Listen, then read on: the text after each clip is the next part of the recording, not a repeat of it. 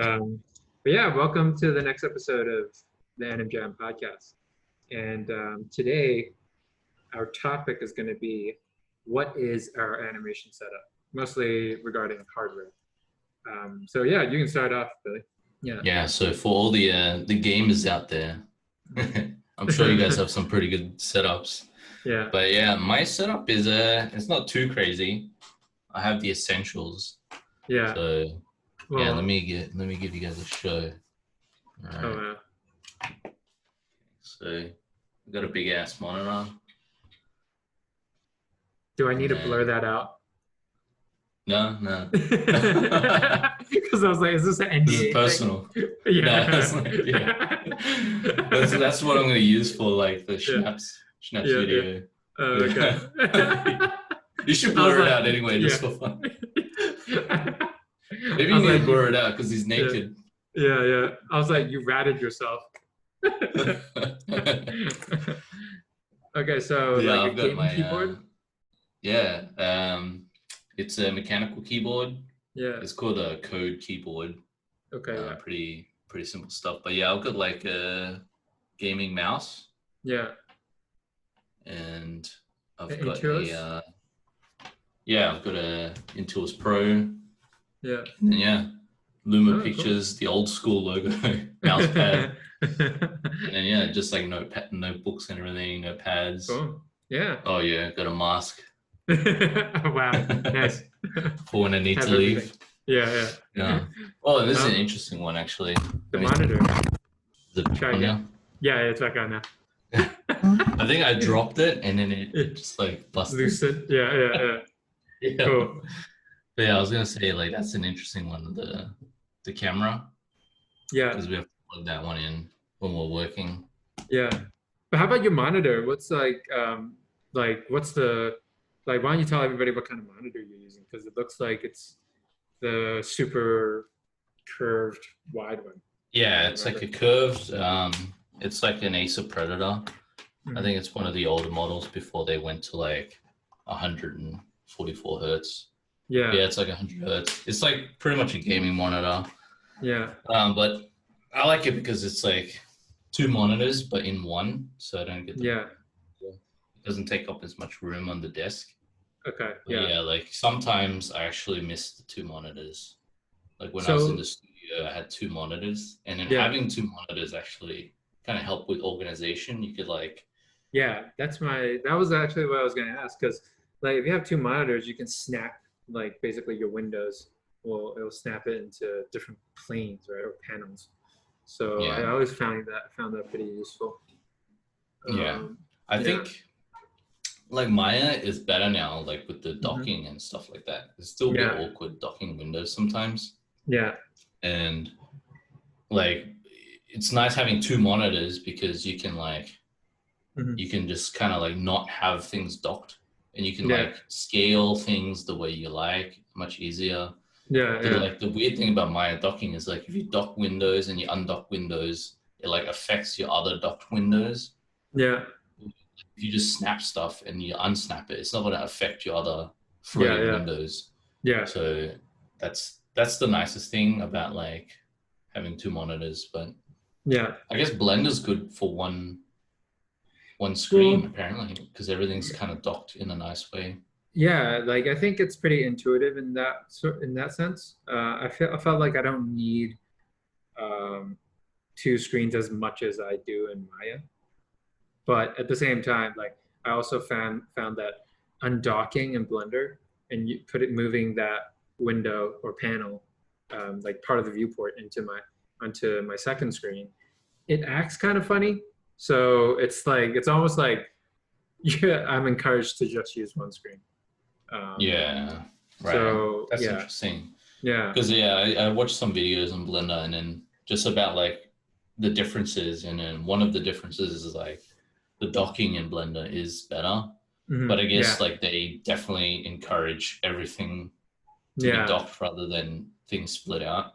Yeah. So maybe that's like it's a double-edged sword, I guess. So if I have one monitor, one big one, maybe it's actually better for Blender use than for Maya use. Yeah, I think so. Like, but I'm so used to like all these floating windows anyway. Um, it's just part of the Yeah. chaos, I think, like Part of that your I'm used to. yeah. Yeah, It's part of your workflow now, managing yeah. windows. Oh man, yeah, I think that's definitely one of those things that you have to get used to in Maya. Yeah.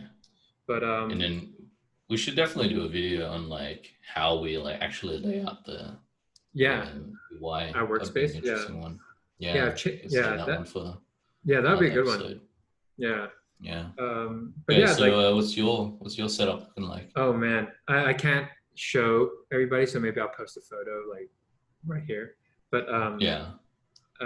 basically, I used to have a desktop. I don't have a desktop anymore because I know you have a desktop. Yeah. But because I basically move around for my job, right, and I was traveling for a while, so I bought a pretty good laptop, gaming laptop, and it's a MSI GS65 thin. Basically, it's like a MacBook in terms of like how thin it is, and Yeah. it's pretty. That's awesome. Yeah, it's like I bring it everywhere. It's been really good to me so far. I upgraded it myself, so I learned how to like open it up and change the hardware. Because this one's a like that's one thing bad about this particular laptop. I guess it's how the inside is structured. Because I think most laptops, once you open the casing on the bottom, you see all the parts. This one's actually flipped, so you have to unscrew everything, not break anything, all the cables and all the plugging, like wiring, flip it over, and then you install new hard drives and stuff, and then you redo it, right? So I I learned how don't to think do I would have that. had the guts. Oh I would man, have been dude, too scared to do that. I was sweating balls doing it. Like it was honestly, but after doing like learning how to do it, it was great because one of my fans broke. So I now I know how to open the laptop up and change it. So I don't ever need to bring it into service. Yeah. So I'm happy about it. So yeah, that's the laptop Nice. I'm using, and that's one of my screens. So it's pretty small. It's like I think like 15 inches if I remember correctly.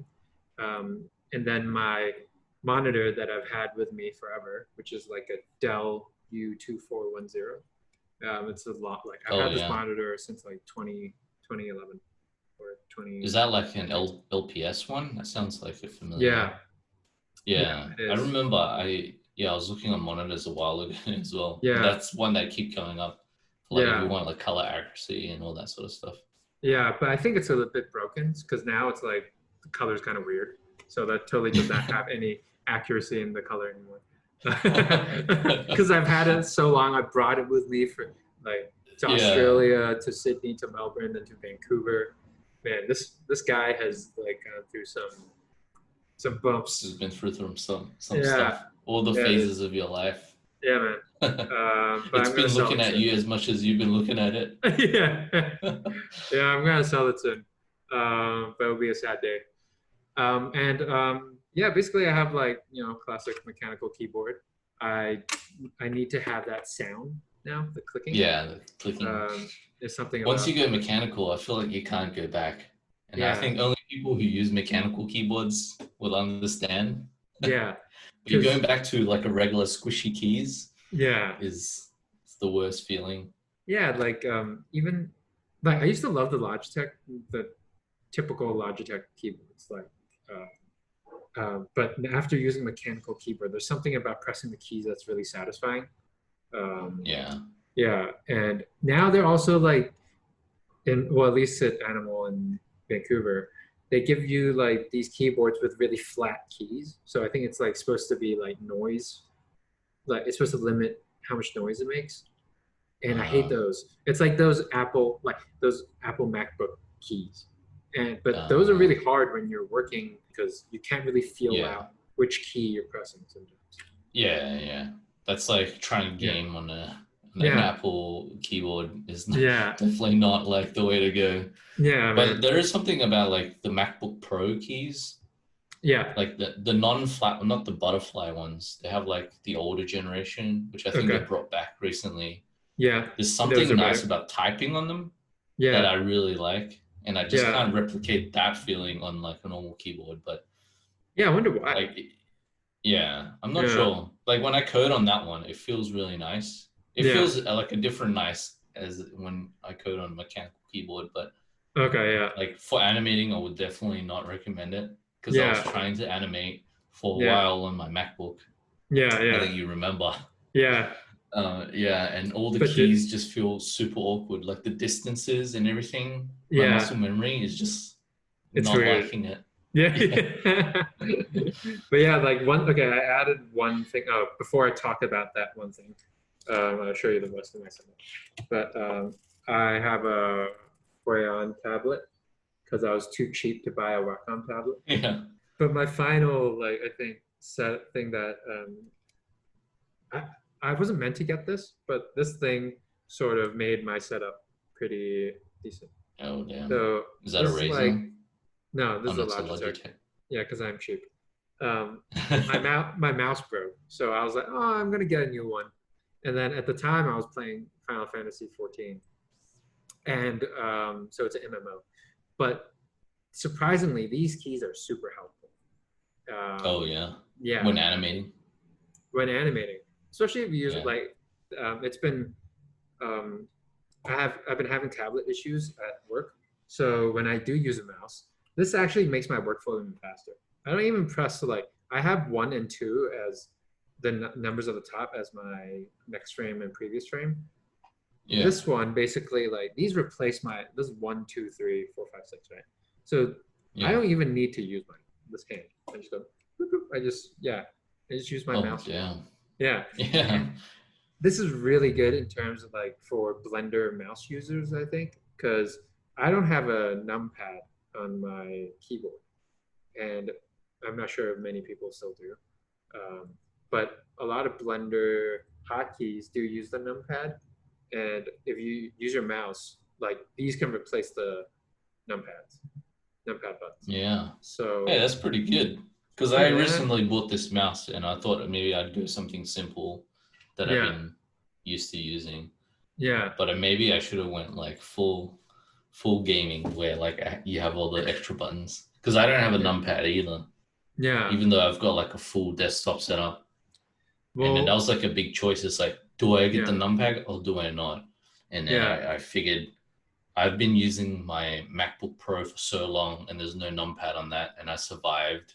Yeah. So I can make it without a numpad. And then I definitely you don't really need one though, but no, it is nice to have. But I also think that, because the numpad's all the way on the right, if all your animation hotkeys are all the way on the left, it doesn't make sense to go all the way to the right, Yeah.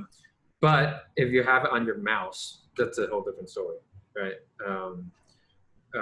Because if you think about it, each of these individual buttons, so there's like, 12? And just by holding Alt, Control, any of those, you multiply that to another set of hotkeys. So I literally with this mouse, I can do all my hotkeys, and I think I can just use this mouse to animate, really. But I just like the feel of holding a pen. That's the only thing that's stopping me from using it. Thanks for watching or listening to our content. If you like what you saw, feel free to subscribe to our YouTube channel.